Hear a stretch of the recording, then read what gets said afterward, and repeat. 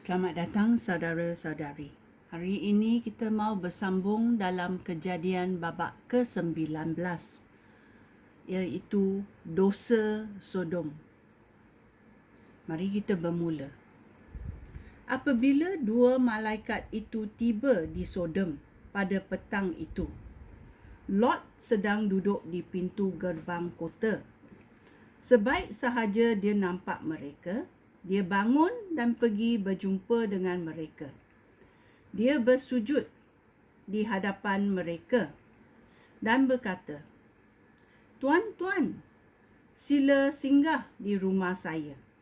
Tuan-tuan dapat membasuh kaki dan bermalam di rumah saya. Jika mahu, esok tuan-tuan dapat bangun awal dan meneruskan perjalanan." Tetapi mereka menjawab, "Terima kasih, tetapi kami akan bermalam di sini sahaja, di padang kota." Lot mendesak mereka, maka akhirnya mereka masuk bersama dengan dia ke dalam rumahnya. Lot menyediakan hidangan lazat dan membakar roti secukupnya. Lalu mereka makan. Sebelum para tetamu itu tidur, seorang Sodom mengepung rumah itu. Orang Sodom mengepung rumah itu. Semua orang lelaki di kota itu, baik yang tua maupun yang muda, berada di situ. Mereka memanggil Lot dan bertanya, "Di manakah orang yang datang bermalam di rumah kamu? Serahkanlah mereka kepada kami, supaya kami dapat bersemburit dengan mereka." Ya. Ayat 6. Lot keluar dari rumahnya lalu menutup pintu. Dia berkata kepada orang Sodom di situ, "Saudara-saudara, saya mohon janganlah lakukan perbuatan sejahat itu. Dengarlah, saya mempunyai 2 orang anak perempuan yang masih dara. Biarlah saya serahkan mereka kepada kamu dan kamu boleh melakukan apa sahaja terhadap mereka.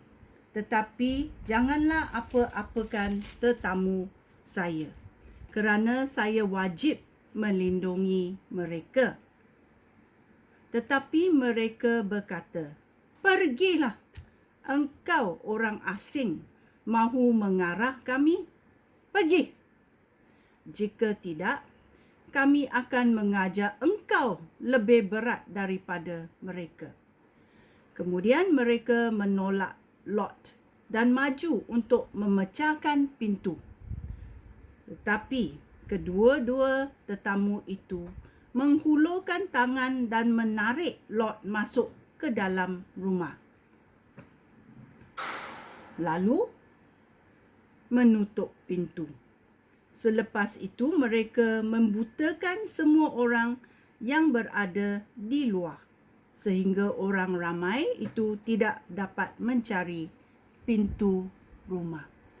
Ya, orang-orang Sodom ini adalah orang yang mengatakan bahawa lelaki tua, lelaki muda, semua lelaki di Sodom datang kepada Lot, pintu Lot. Mereka ini bernapsu untuk meniduri 2 orang asing ini. Mereka macam kita berkata pada zaman sekarang, orang yang gay. Orang yang suka meniduri sesama sejenis, macam lelaki tidur dengan lelaki. Perempuan tidur dengan perempuan. Ini adalah kelakuan sejenis yang Tuhan tidak mahu berlaku.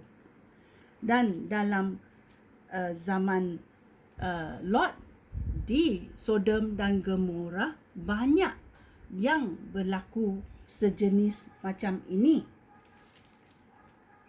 Bila Lot menghulurkan dan menawarkan anak perempuan kepada mereka, mereka tidak mahu kerana mereka mahu tidur dengan lelaki, bukan tidur dengan perempuan. Ya, sungguh menakutkan. Ya, mari kita bersambung dalam ayat 12. Lot meninggalkan Sodom. Kedua-dua tetamu itu berkata kepada Lot, "Jika kamu mempunyai anak lelaki, anak perempuan, menantu atau sanak saudara lain yang tinggal di dalam kota ini, bawalah mereka keluar dari sini. Kerana kami akan memusnahkan tempat ini. Tuhan sudah mendengar tuduhan-tuduhan berat terhadap penduduk di sini, dan Dia menghantar kami untuk memusnahkan kota Sodom." Ya, dalam babak ke-18 kita dengar bahawa Abraham berkata, jika ada 10 orang yang tidak bersalah, Tuhan tidak akan membinasakan Sodom. Mari kita tengok ada berapa orang yang tidak bersalah. Kemudian Lot memberitahu kedua-dua orang bakal menantunya, "Lekaslah keluar dari sini, kerana Tuhan akan memusnahkan tempat ini." Menantunya tidak percaya, tetapi mereka menyangka Lot bergurau sahaja. Ya, anak perempuan Lot ada menantu. Ya, tetapi menantu mereka tidak percaya kepada Lot. Ayat 15. Pada waktu subuh, malaikat itu mendesak Lot supaya lekas berangkat. "Cepatlah," kata mereka, "bawalah isteri kamu dan kedua-dua anak perempuan kamu, dan pergilah dari sini, supaya kamu tidak mati apabila kota ini dimusnahkan." Lot berlambat-lambat, tetapi Tuhan mengasihani dia. Oleh itu, kedua-dua tetamunya memegang tangan Lot, isterinya serta kedua-dua orang anak perempuannya, dan membawa mereka keluar kota. Selepas itu, suatu daripada malaikat itu berkata, "Larilah, selamatkanlah diri kamu. Jangan menoleh dan jangan berhenti di lembah. Larilah ke pegunungan supaya kamu tidak terbunuh." Ayat 18.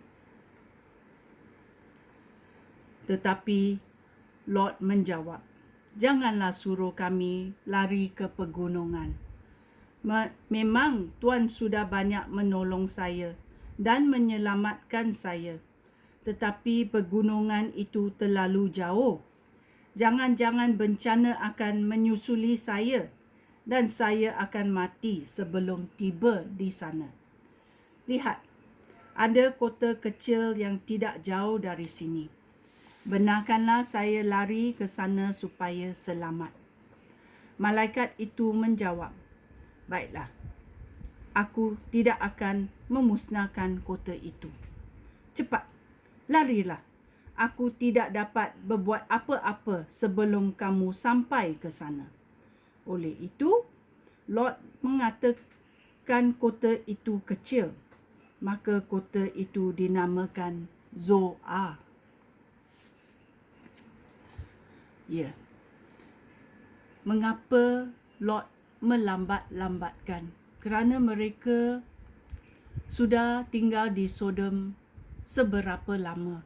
Banyak harta-harta mereka di sana dan mereka tidak merasa nak melarikan diri dengan tidak membawa harta mereka.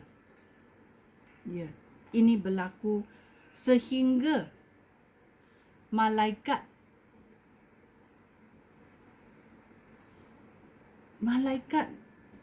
mengambil tangan mereka supaya mereka bertolak. Ya. Mari kita bersambung. Sodom dan Gomora hancur. Ayat 23. Matahari sedang terbit ketika Lot tiba di Zoar.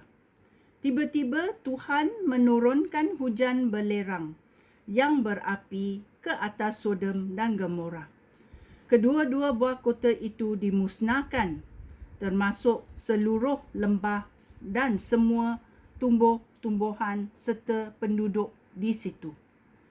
Tetapi isteri Lot menoleh, lalu dia berubah menjadi tiang garam.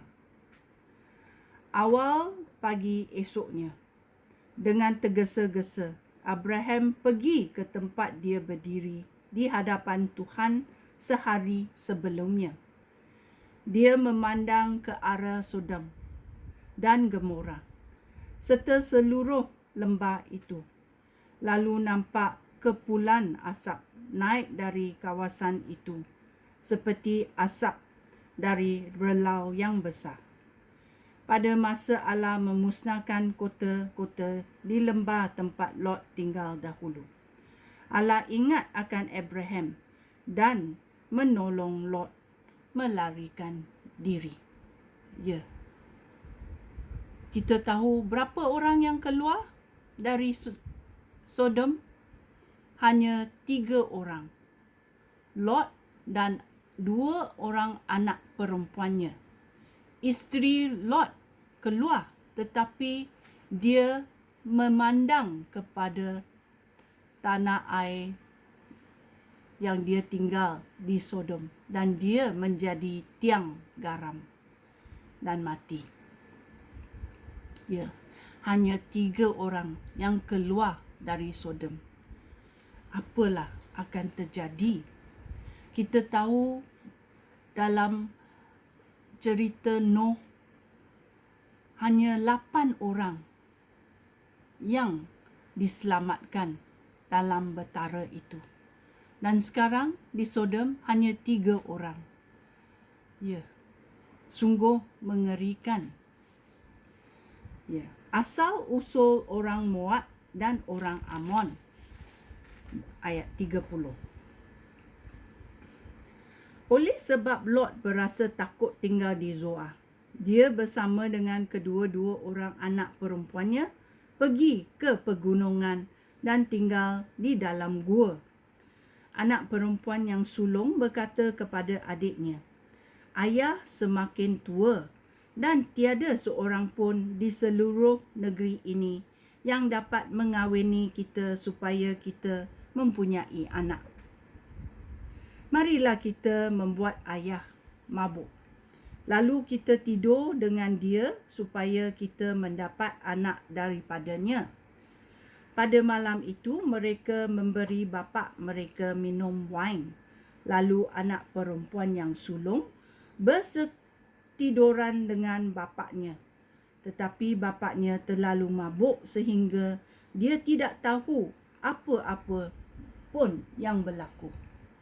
Esoknya, anak perempuan yang sulung berkata kepada adiknya, "Aku sudah tidur dengan ayah semalam. Pada malam ini, kita membuat dia mabuk lagi. Kemudian, engkau pergi tidur dengan dia, supaya kita masing-masing mempunyai anak." Demikianlah pada malam itu mereka membuat bapa mereka mabuk lagi. Lalu anak perempuan yang bongsu pula bersetiduran dengan dia. Sekali lagi Lot menjadi terlalu mabuk, sehingga dia tidak tahu apa-apa yang berlaku. Kemudian kedua-dua anak Lot itu mengandung kerana bapa mereka sendiri. Anak perempuan yang sulung melahirkan seorang anak lelaki yang dinamakan Moab. Dialah yang menjadi nenek moyang bangsa Moab yang ada sekarang. Anak perempuan yang bongsu juga melahirkan seorang anak lelaki yang dinamakan Ben-Amin. Dialah yang menjadi nenek moyang bangsa Amon yang ada sekarang.